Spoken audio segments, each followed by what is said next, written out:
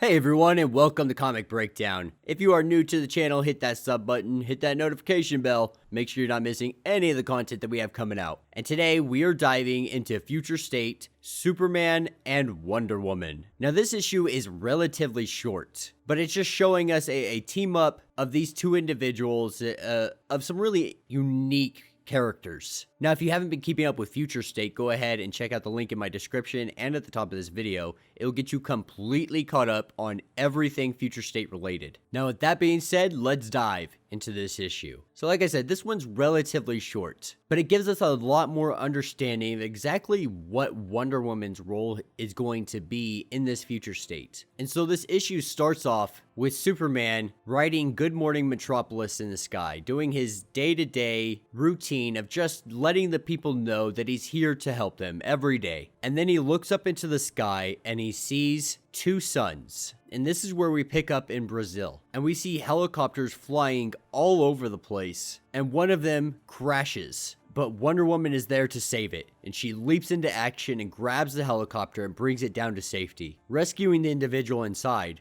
who just happens to be a councilman. But this isn't a nice meeting with Wonder Woman, because she's grilling this guy about why he hasn't fixed the infrastructure to make it easier for the poorer people in the city to get around. Because as they all have helicopters and ways to fly around, everybody else on the ground is really struggling to get through these roads because they're so underfunded. And this is where Wonder Woman arrives at the house of the sun god and the moon god, the living embodiments of both of them. And it really seems like this is the role that Wonder Woman is going to be playing in Future State. Kind of an in-between for the gods, so that both worlds can live together. And she walks in here livid, because what caused this helicopter to crash was a solar flare. And though the sun god jokes about it, she takes it more seriously because people could have gotten hurt. And though this conversation doesn't go well for her at all, she steps outside with the sun god, and then the sun god, with his own arrogance, looks up and sees that there is another sun. A sun encroaching on his territory as he sees it. And Wonder Woman knows right off the bat that this is Solaris, the tyrant sun, an enemy of Superman. And without skipping a beat, the sun god rushes up to meet Solaris. And this is where we pick up 147 million kilometers away from Earth. And we have our sun god just screaming at Solaris. And Solaris is letting the sun god know, like, I'm here to replace you in this universe and destroy Superman. And so the sun god challenges Solaris, and they end up having a race around Earth. And so it is going from day to night, day to night, day to night. And Superman catches wind of this,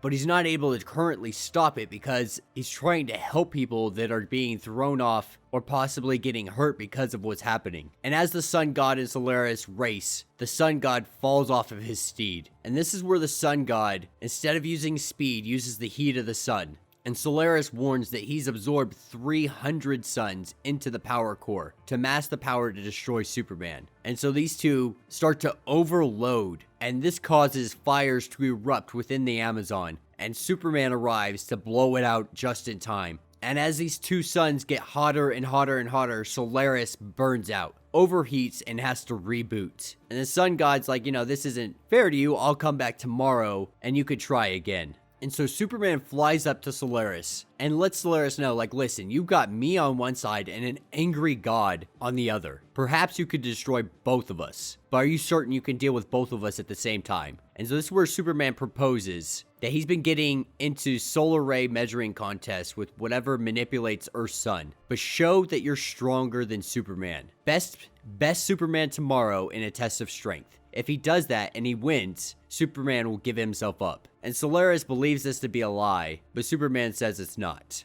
Like, why would he lie? He's Superman. And this is where we pick up the next morning in a diner with Wonder Woman and Superman sitting down, and Superman saying how he stalled it long enough to repair the damages done to Earth. And this is where he asks her to rejoin the Justice League. So apparently this takes place some point after the Justice League has fallen apart. In the world, with the world being a better place, Clark believes that, it's a better time to join. And she just can't do it because the way that the world governments work, it's just all a joke to her. But she will deal with the sun god. and she makes her exit, and they walk separate directions, and Superman goes to lift off into the sky to write his good morning to Metropolis like he does every day, but this time, he falls from the sky. Alright everyone, so jumping into issue number 2, we pick up at the Fortress of Solitude, and Superman's waking up to an alarm going off. He's super groggy. His cells are usually telling him exactly what time of day it is. He can tell down to the nanosecond exactly where the sun's cycle is. But as it stands, he can't really feel that much. But he knows the alarm's going off. He knows the alarm means that the fortress is under attack. And so he goes out and sees what's happening, only to find Wonder Woman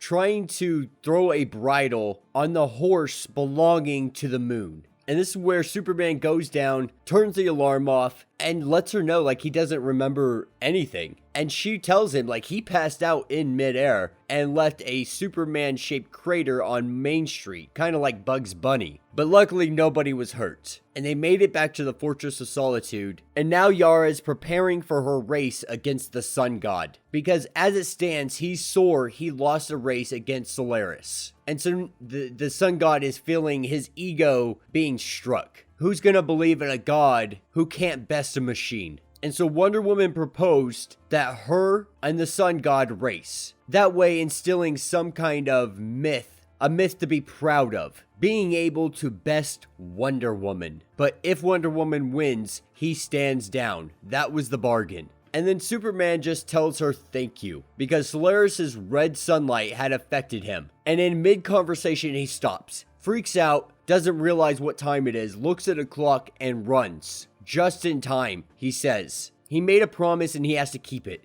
And going into a back room, we see what looks to be like a pocket universe. Now this room is tuned to resonate through to an alternate dimension. He encountered a planet sending out a distress signal while traveling with the Legion of Superheroes in the 31st century. And there's a black hole in the heart of their galaxy. The planet was about to be pulled in, and Professor Cho helped him develop a black hole gun. He fires it, and it shoots pure and amplified forms of atomic energy. So essentially, he's been force-feeding a black hole until it throws up. It pushes the planet out of the danger zone just for a little while. But if the black hole was destroyed, it would literally collapse everything. So he has to do this again every day before 10:30 a.m. Every day could be their last. And so what we're seeing is John Kent really overworking himself. You know, their planet goes through the same things. They have almost world-ending events happen constantly, but humanity is hurting itself. Superman can feel every fraction of a degree that the planet is warming. He heard every crack of ice as permafrost turned to slush. He saw desperate people turning on one another, turning cruel, exploiting the planet's situation for profit. And humanity managed to turn it around. They managed to make a world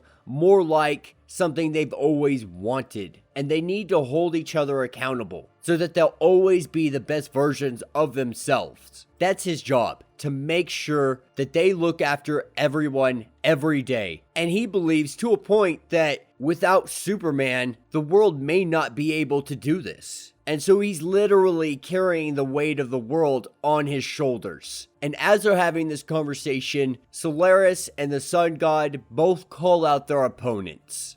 And as Superman's about to go and fly up there and take on Solaris, we already know the outcome. The red sun is going to make him pass out again. He can't face Solaris. But he's so powerful, Superman can't ask anybody else to shoulder this burden. And Wonder Woman tells him, you know, people did survive before they had Superman. Before Clark Kent, they may have needed a kick in the butt, but people are smart. And she tells him to loosen up just a little bit. For example, she bets her brute strength is smarter than Solaris's brute strength. And so they decide to do a different plan. And this is where Superman goes to meet the Sun God and says that he is going to race against the Sun God. Because how would a myth fare if he had won against a race with Superman? And Wonder Woman goes to take on Solaris. And Solaris sees this as a joke at first, but this is when she grabs this energy cannon and throws it on her shoulder. and she blasts it up into the sky. And at first, Solaris is thanking her because this is pure atomic energy. It's only making Solaris stronger. But what Solaris doesn't recognize is that he's getting overloaded with power. And she tells us a story. You know, one time the Greek fates pulled her through time to the end of the universe. It was a whole Ghost of Christmas Future kind of story. It ended in a more punching than she can remember from the book. But still, the one thing that she does remember is at the end of the universe is the stars. The stars were all blue. And it was because of these red dwarf suns, they had burned so hot, they exhausted all of their hydrogen. It changed their color. They were burning as hot as Solaris is currently burning, absorbing all the energy, and so the color of their sunlight was changed. And now he can no longer take on Superman with blue sun. And so with that, Solaris hightails it out of there. And with that victory secure, Superman goes ahead and ends this race with the sun god. Now that the red sun is out of the area, he now can absorb the yellow sun's energy, and he's back to full strength. And he tells the steed of the moon, thank you, and then hightails it in his Superman fashion, beating the sun god in an instant. And the sun god tells him, you must have cheated. There's no way you could have beat me. This wasn't the deal. And he says he's the sun himself. Everything that he is, everything it does, he does. And that means he is the one who powers Superman's cells. And if he wanted, he could burst them, make them explode like a piñata. And this is where Superman flies over to the sun and just punches the sun, punches the planet, and we see the sun god go flying down to Earth. And with that, our heroes have won the day. Though the sun god is trying to say that it was fought to a standstill, and Wonder Woman's very irritated by this, but Superman holds her back. And he's just like, yeah, you're right. You're right. Cool. Like, you won this battle. Or at very least, it was a standstill. Whatever you say. And so we pick up at 8:30 in Metropolis. Superman is not there, though. He's finally taken a day off. That is, at least in theory. And we see Wonder Woman arising from the universe that needs saving, only to find Superman there with breakfast. And that will be the end of this series. So let me know what you guys think down in the comments. This was actually not a bad story. It's really about not overburdening yourself, allowing yourself to get help from other people, not assuming that the entire weight of the world is on your shoulders. And people like Superman, especially Superman, still need to take days off, still need to take that time to themselves, and they need help from others. No matter how powerful they are, no matter how strong they think they are, it's always nice to have those around you that you care about there to help you out, to help you stand, to help you stay standing. And that's exactly what we saw from this story. This story was 100% about not taking the weight of the world on your shoulders and trying to bear it alone, because it will only cause you to end up drained and broken and diminished by the end of it. And that humanity as a whole can come together and we can carry the weight as a shared community. At least that's my takeaway from it. But let me know what you guys think down in the comments. If you haven't yet, be sure to subscribe to the channel, like this video, check out Comic Breakdown and More podcast. If you want to support the channel in another way, we do have a Patreon. The link is down in the description. And until the next video.